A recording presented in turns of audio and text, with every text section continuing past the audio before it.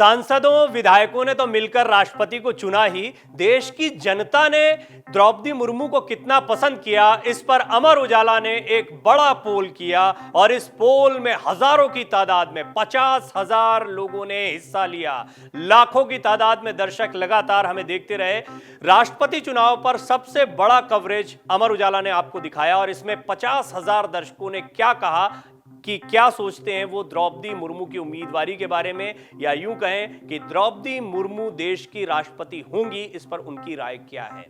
इस बड़े पोल में 75% लोगों ने माना कि द्रौपदी मुर्मू को राष्ट्रपति होना चाहिए, यानी 75% दर्शक। ये बड़ा सैंपल साइज होता है 50,000 का पोलिंग। 50,000 की पोलिंग में एक्टिवली तमाम दर्शक हमारे साथ जुड़े और उनमें से कई ने कमेंट्स भी किए हैं। जिन लोगों ने एक्टिवली पार्टिसिपेट किया उनके कमेंट्स भी मैं आपके सामने इस रिपोर्ट में रखूंगा, लेकिन ये एक बड़ा आंकड़ा है। 50,000 मतदाताओं में या 50,000 पोल करने वाले लोगों में 75% का मानना है कि द्रौपदी मुर्मू एक सही चॉइस हैं, एक अच्छी राष्ट्रपति होंगी या फिर उन्हें राष्ट्रपति के पद पर आसीन होना चाहिए। कुल मिलाकर जो बात मैंने सबसे पहले कही कि सिर्फ विधायकों और सांसदों ने नहीं बल्कि आम जनता ने भी भरपूर प्यार दिया है द्रौपदी मुर्मू को, और यही वजह है कि उनकी जीत पर जश्न का माहौल कई जगहों पर देखने को मिल रहा है। कमेंट्स में भी कई लोगों ने उनके बारे में बातें कही हैं। दरअसल द्रौपदी मुर्मू अचानक से एक ऐसा नाम आया जिनके बारे में शायद इन चुनाव के पहले बहुत कम लोग जानते थे। द्रौपदी मुर्मू का करियर काफी संघर्षों से भरा रहा है और जिम्मेदारियों के साथ साथ गहरा अनुभव भी उन्हें राजनीति का है। राजनीति के अनुभव को आप इसी बात से समझ सकते हैं कि सरकारी नौकरियां हो, पार्षद का चुनाव हो, उसके बाद विधायक बनना हो, उसके बाद राज्य में मंत्री बनना हो, राज्यपाल की जिम्मेदारियां निभाना और उसके बाद देश के शीर्ष पद पर बैठना हो। इस लंबे सफर में द्रौपदी मुर्मू ने काफी कुछ सीखा है। उनकी जिंदगी की कहानी कई लोगों को मोटिवेट करती है। निश्चित तौर पर ऐसे में वो एक शानदार चॉइस दिखाई देती हैं राष्ट्रपति पद के लिए, और इस गौरवशाली पद पर सचमुच एक गरिमामयी व्यक्ति बैठ रहा है, ऐसा कहना गलत नहीं होगा। बहरहाल जिन दर्शकों ने एक्टिवली पार्टिसिपेट किया उनमें से कुछ लोगों ने कमेंट्स किए, वो चुनिंदा कमेंट्स मैं आपके सामने रखने जा रहा हूं। विश्वजीत कालिंदी नाम के दर्शक हैं, वो लिखते हैं, आजादी के 75वीं वर्षगांठ में आदिवासी मातृशक्ति के रूप में श्रीमती द्रौपदी मुर्मू जी को राष्ट्रपति चुने जाने पर हम सभी झारखंड वासी गौरवान्वित हैं। महामहिम महोदया को हृदय से अभिनंदन है। महामहिम महोदया को हृदय से अभिनंदन, ये दर्शक कह रहे हैं, झारखंड से हैं। ये तो बात बहुत स्पष्ट हो जाती है। देखिए कितना जबरदस्त कार्ड खेला बीजेपी ने। आदिवासी कार्ड था, पहली बार एक आदिवासी देश के शीर्ष पद पर बैठने जा रहा है और ये एक बहुत बड़ी बात है। इसीलिए इस जीत को, इस चुनाव को ऐतिहासिक भी माना जा रहा है।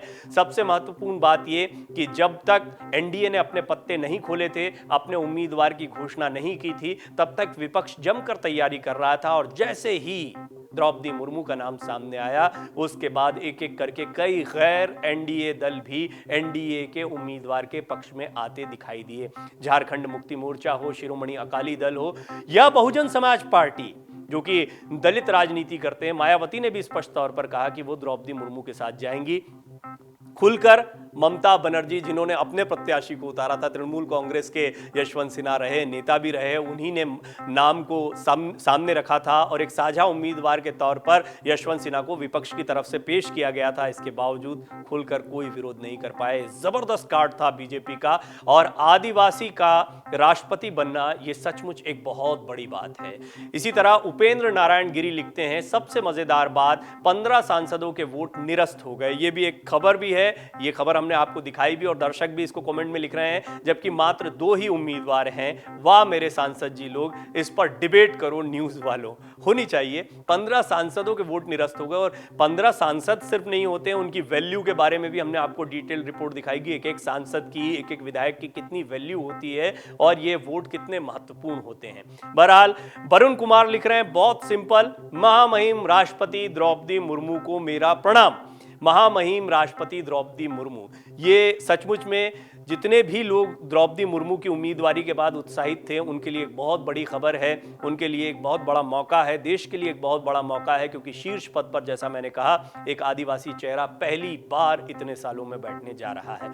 यूं तो कई राष्ट्रपति आए, कई राष्ट्रपति गए और एक से एक बेहतरीन राष्ट्रपति इस देश ने देखे हैं, मुस्लिम राष्ट्रपति देखा, सिख राष्ट्रपति देखा, वैज्ञानिक राष्ट्रपति देखा, बहुत पढ़ा लिखा राष्ट्रपति देखा, तमाम चीजें देखी, लेकिन आदिवासी राष्ट्रपति नहीं देखा था। 2 दलित राष्ट्रपति भी इस देश ने देखे हैं, फिर भी आदिवासी राष्ट्रपति बनाने का एक खालीपन था।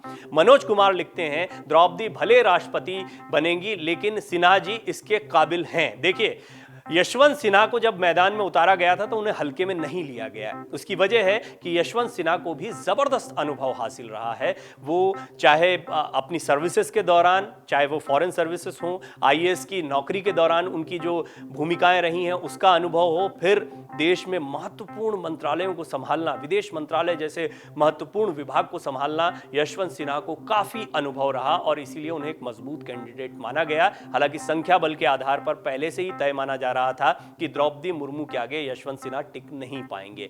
सचिन उपाध्याय लिखते हैं, द्रौपदी जी को बधाई हो, और सचमुच में पूरा देश कह रहा है द्रौपदी मुर्मू को बधाई हो।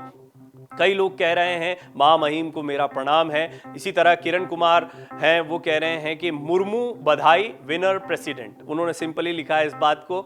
और मैं आपको बता दूं कि नतीजे नहीं आए थे या फिर ये बात स्पष्ट नहीं हुई थी कि मुर्मू जीत रही हैं, लेकिन जो अंतर जीत का दिख रहा था लगातार काउंटिंग के दौरान, दो राउंड की काउंटिंग के बाद ये स्पष्ट हो गया था कि गैप इतना बड़ा है, या संख्या बल के आधार पर पहले से ही माना जा रहा था मतदान के दौरान कि मुर्मू आसानी से इस चुनाव को जीत लेंगी। लेकिन इसके बावजूद ये सारे कमेंट तब आए जबकि मतगणना का काम जारी था। सुखलाल सोरेन लिखते हैं, और निश्चित तौर पर ये भी झारखंड के हैं, Murmu will have a very big win, और निश्चित तौर पर उनकी ये जीत बड़ी रही है। द्रौपदी मुर्मू ने एक शानदार जीत दर्ज की है। हाँ, ये भी बात सही है कि जिस तरीके से एपीजे अब्दुल कलाम साहब चुनाव लड़े थे, और एक ऐसा दौर भी आया था जब सभी ने उनको सपोर्ट किया था, ज्यादातर लोगों ने उनको सपोर्ट किया था, तो ऐसे में हमेशा उम्मीद की जाती है कि जब भी राष्ट्रपति जैसे शीर्ष पद पर चुनाव होता है तो उस समय पर ज्यादातर दल साथ में आए। यहाँ पर मुकाबला बहुत कड़ा था, लेकिन संख्या बल के आधार पर धीरे धीरे जैसे ही ये आदिवासी कार्ड या फिर द्रौपदी मुर्मू का नाम सामने आया, उसके बाद में देखते ही देखते पलड़ा पूरी तरह से द्रौपदी मुर्मू की तरफ झुक गया था। रणधीर कुमार लिखते हैं, Yashwant Sinha is best president of India. बहरहाल यशवंत सिन्हा प्रेसिडेंट नहीं बन पाए, लेकिन इसके बावजूद जैसा मैंने कहा कि यशवंत सिन्हा की दावेदारी बहुत मजबूत थी, उनका अनुभव शानदार रहा है, राजनीति का अनुभव है उनको, और अफसर रहते हुए भी उन्होंने काफी अनुभव हासिल किए हैं ना। और दुलीचंद हैं, इन दुलीचंद नाम के दर्शक जो हैं वो लिखते हैं कि यशवंत सिन्हा बुरी तरह हार गए। ये बात सही है कि सारी खूबियां होने के बावजूद कई लोगों ने उनको पसंद भी किया, इसके बावजूद उनकी हार हुई है, और ये हार पहले से तय मानी जा रही थी, लेकिन लड़ना बहुत जरूरी है। विपक्ष ने अपना एक उम्मीदवार रखा, यशवंत सिन्हा ने बहुत अच्छी लड़ाई दी, उन्होंने लगातार अलग अलग जगहों पर जाकर अपने पक्ष में समर्थन मांगने की अपील भी की। वो कई राजनीतिक दलों से मिले, हालांकि समाजवादी पार्टी और तृणमूल कांग्रेस को छोड़ दिया जाए तो कोई बहुत खुलकर उनके सामने साथ में नहीं दिखाई पड़ा, और इसकी बहुत बड़ी वजह थी कि ये बात सिर्फ एनडीए के उम्मीदवार की नहीं थी, ये बात थी पहली बार देश में बनाए जा रहे एक आदिवासी समुदाय के उम्मीदवार का विरोध करने की। ये बात यशवंत सिन्हा के पक्ष में मतदान करने की नहीं थी। प्रिंस नाम के दर्शक लिखते हैं, द्रौपदी मुर्मू को राष्ट्रपति बनने पर हार्दिक बधाई और शुभकामनाएं। हमें आप पर विश्वास है कि आप भारत के संविधान और SC/ST वर्ग के हक और अधिकारों की रक्षा करेंगे। अब ये बहुत बड़ी बात है, इस पर भी जैसा हम लगातार आपसे एक सवाल भी पूछ रहे हैं, और ये एक महत्वपूर्ण सवाल होगा कि ये जो आदिवासी कार्ड खेला है, इससे क्या बीजेपी को आदिवासी समुदाय को अपनी तरफ खींचने में मदद मिलेगी। 2024 का चुनाव अब बहुत दूर नहीं है, बीजेपी लगातार इसके लिए तैयारियां कर रही है। ऐसे में इस आदिवासी कार्ड को खेलने के बाद क्या आदिवासी समुदाय बड़ी तादाद में बीजेपी की तरफ आएगा? बीजेपी को तो यही लगता है, और इस कार्ड को खेले जाने का असली मकसद भी यही दिखाई पड़ता है। लेकिन आने वाला समय बताएगा कि वोटर्स के लिहाज से, वोटों के लिहाज से ये कितना फायदेमंद कदम साबित होता है बीजेपी के लिए। वहीं एक और दर्शक हैं शशि लिखती हैं कि पहली बार आदिवासी महिला पद संभालेंगी, ये हमारे लिए गर्व की बात है। उन्होंने वर्ग लिखा है इसको, हमारे लिए गर्व की बात है, और ये महिलाओं के लिए प्रेरणा का स्रोत भी बनेंगी। ये भी बहुत महत्वपूर्ण बात है। दरअसल द्रौपदी मुर्मू के नाम एक नहीं, दो नहीं, कई रिकॉर्ड्स दर्ज हुए हैं। पहली बार एक आदिवासी राष्ट्रपति बन रहा है, तो दूसरी बार वो महिला हैं जो राष्ट्रपति पद पर आसीन होने जा रही हैं, प्रतिभा देवी पाटिल के बाद में। सबसे महत्वपूर्ण बात यह कि वो पहली महिला आदिवासी भी बनेंगी जो कि इस पद पर आसीन हुई। इसके अलावा झारखंड और कई जगहों पर जो आदिवासी समुदाय हैं या आदिवासियों की राजनीति करने वाले हैं वो भी उनके पक्ष में दिखाई दिए।